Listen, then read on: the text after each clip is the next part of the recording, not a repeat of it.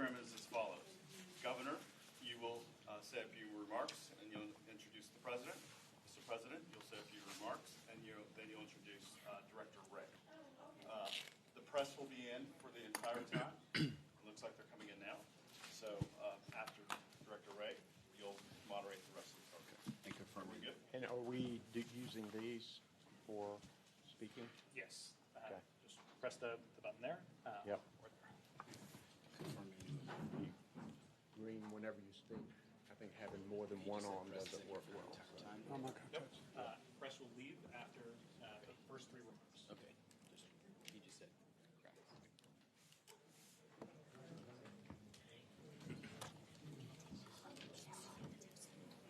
We'll give you a thumbs up when this starts.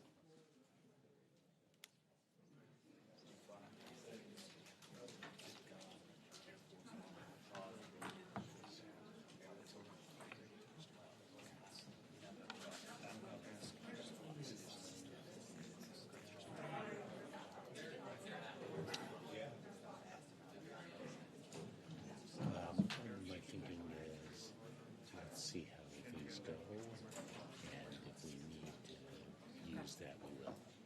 But I'm worried about it.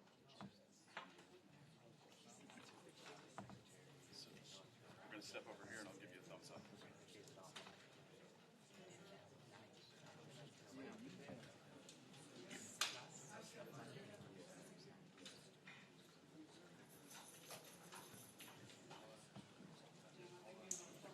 We're just going to turn this live.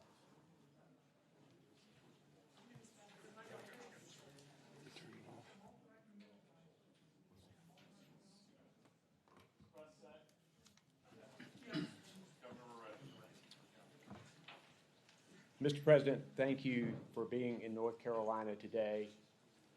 As you saw firsthand, North Carolina has been hit hard. This disaster in Western North Carolina is catastrophic and unprecedented. Today, the President and I, via helicopter, were able to see some of the damage.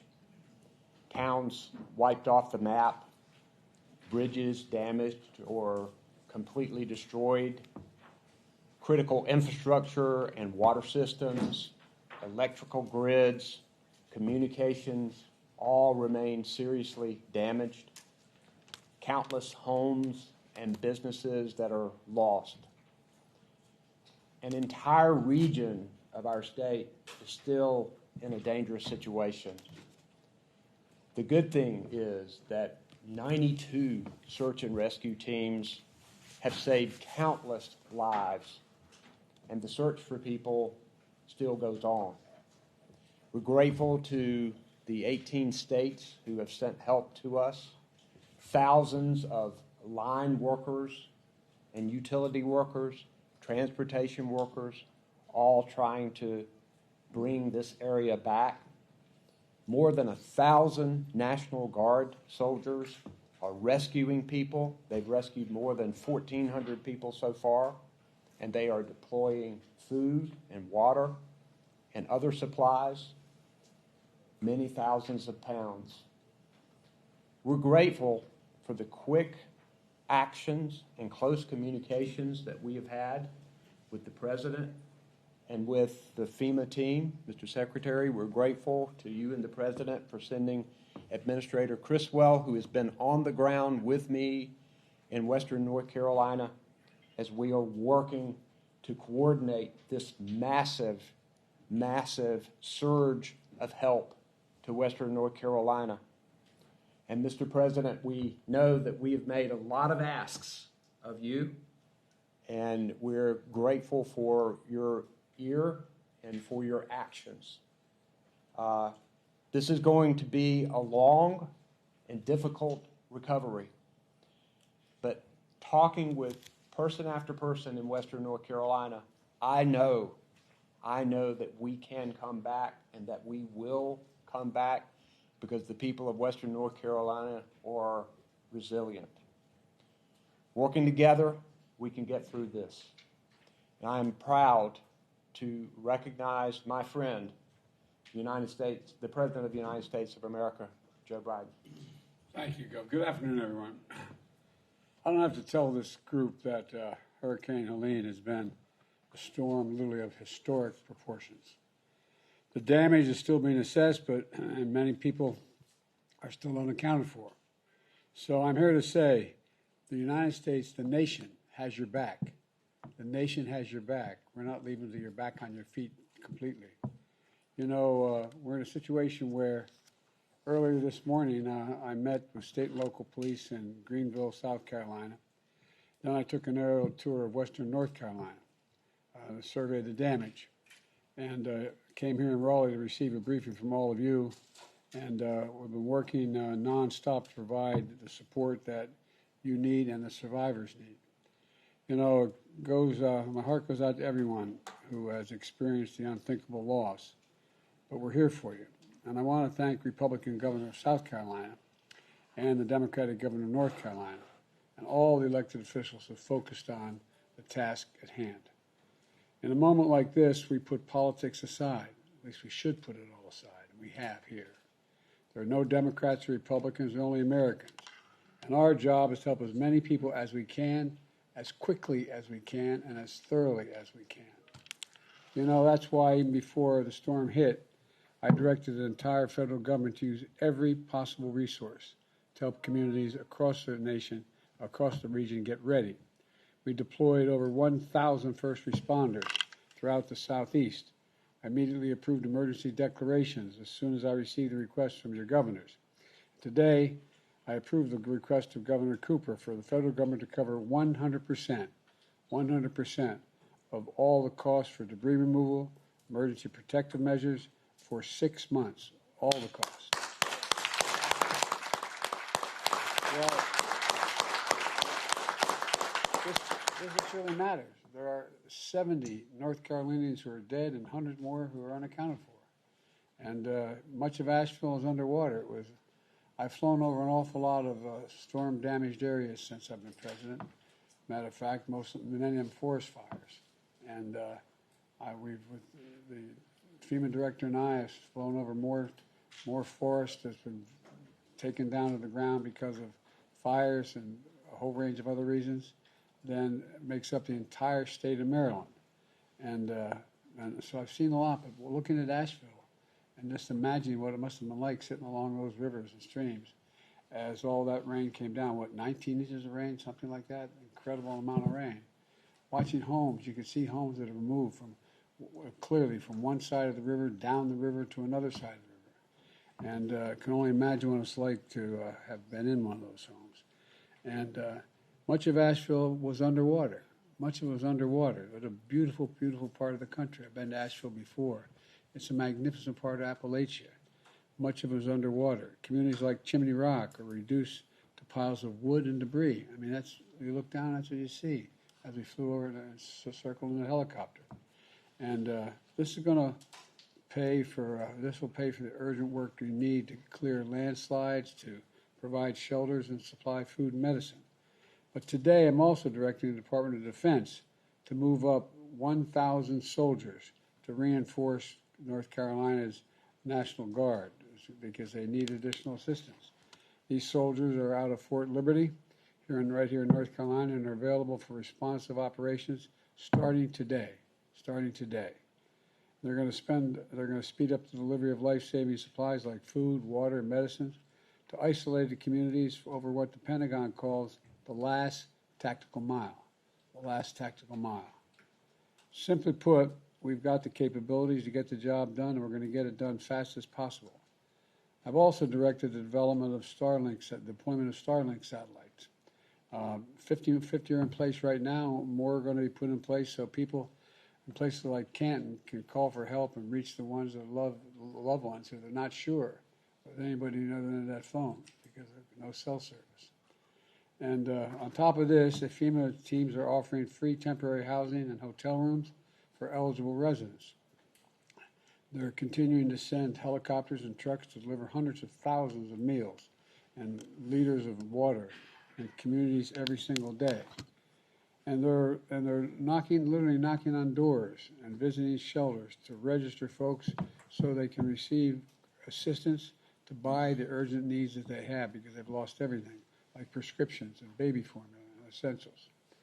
This is a direct assistance that is being delivered here today, not later, but today.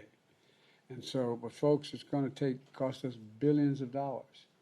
It's going to cost billions of dollars to deal with this storm and all the communities affected. And Congress has an obligation to ensure the states have the resources they need. Let me close with this.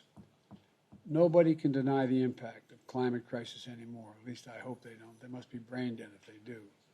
Scientists report that with warming oceans powering more intense rains, storms like Helene are getting stronger and stronger. Not going to get less. They're going to get stronger. Today in North Carolina, I saw the impacts of that fury. Massive trees uprooted. Homes literally swept off their foundations, swept down rivers. You know, families are heartbroken. But there are also neighbors helping neighbors. That's the other thing. We were talking about coming over here in an automobile. It's amazing when people step up when people are in need because they're neighbors. I think we underestimate that. That's why one of the things I did with all I put in place in terms of everything from the Recovery Act on down is that we've actually invested more funding under my administration in the so-called red states than blue states because the need was greater. They're larger states, they're larger territories. Because this is about America. It's not about one state or another, Democrat or Republican. It's about America. And volunteers, first responders are standing side by side, people leaning on each other to pick up the pieces that are left over. And that's the best of America. I firmly believe, and I've saying it for 3 years, there's nothing beyond our capacity to do. Nothing. This is the United States of America, for God's sake. Whenever we work together, we've never failed to get something done. So I thank everyone who's been working tirelessly and cold, wet, and hungry to get the job done. And Kamal and I are here until the end. I want to God bless you all, and I'd like to turn it now over to Director Will Ray. Thank you, Mr. President. On behalf of the State Emergency Response Team, the folks you see here, the folks downrange at our regional coordination centers in the West, as well as those in the impacted communities working night and day, welcome to North Carolina and to the State Emergency Operations Center. This afternoon, we wanted to give you a quick operational update on the impacts of Helene and on the whole of community response that you see here. Beginning last week, September 25th, what began 3 days of extreme and unrelenting precipitation that has led to catastrophic flooding and damage to western North Carolina. We had saturated soils upwards of 9 inches prior to the bands of Helene entering North Carolina. And as you mentioned, we saw significant rainfall across western North Carolina, with the highest rainfall amounts measuring over 31 inches in a 3-day period in Yancey County. With this event, we experienced the full suite of impacts of a hurricane, to include tropical and hurricane force winds across our mountains, with the highest wind gustage around Mount Mitchell at 106 miles an hour. We had 8 confirmed tornadoes across North Carolina as a result of this event, and our peak outages were over 1 million. Those outages are now, due to the work of the partnerships in this room and the hard work of the crews, are down to about 350,000.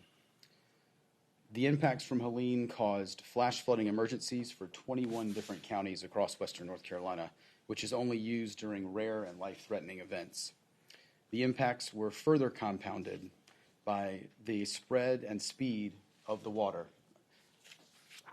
From an operational standpoint, we're really focused on 3 things currently. 1, continuing life safety missions. 2, this increased speed of commodity distribution into the western part of the state. And 3, support of our infrastructure, particularly healthcare, water, power, and communications. The State Emergency Response Team here remains activated at the State EOC and along with our Regional Coordination Center in the West to continue to support our local jurisdictions in the critical work that they do. We currently have 16 county EOCs that remain open, with 29 shelters with just over 1,200 occupants. We have 4 state-operated shelters, state-supported shelters as well, in 4 counties: Henderson, Rowan, Buncombe, and Catawba. We also have 3 mass feeding sites supported by our VOAD partners that are distributing hot meals to 30 sites across 10 counties. Our response footprint has grown significantly, and we're grateful for the support not just from the 22 states that have sent teams to support us, but also from our FEMA team and other members of the federal family. We currently have 24 search and rescue teams from the state of North Carolina in the area of impact, along with 13 that are continued to be deployed via our interstate mutual aid. And we have continued to increase the number of federal teams. It is now up to 18, and that accounts for over 1,600 personnel operating in the area of impact right now to support, again, our local jurisdictions that had such significant impact. Across all those teams, we've had over 5,000 search and rescue interactions. This could be rescues, evacuations, assists, shelter assessments. The teams continue to do really incredible work in some pretty austere conditions. We have 26 aircraft that are currently in the area of operations, and so far over the course of the event have lifted over 700,000 pounds of cargo into the impacted area. At the direction of the Secretary of Defense, with your approval yesterday, we began moving in and integrating the Title X aviation assets.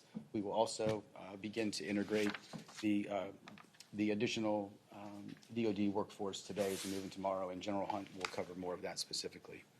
As you can see from the federal force laydown slide, not only do we have Title X assets here, we continue to have federal search and rescue, U.S. Army Corps, EPA, a very large contingent of our health and human services partners that are supporting both hospitals with 2 disaster medical assistance teams, as well as supporting the state in healthcare infrastructure assessment and other health and medical needs, such as federal ambulances. As you see, sir, this really takes whole of community. It's local, state, federal, tribal, at all levels, nonprofits, volunteer agencies, and the private sector to actually accomplish this mission. Finally, we've already begun to implement some of our recovery programs. We currently have over 33,000 individuals that have already registered for individual assistance, and we are working to turn on additional programs to quickly support these impacted communities so we get them off on the right foot to rebuild quickly. At this time, sir, I believe we'll transition to a deeper dive brief from our colleagues. We'll pause briefly at this time.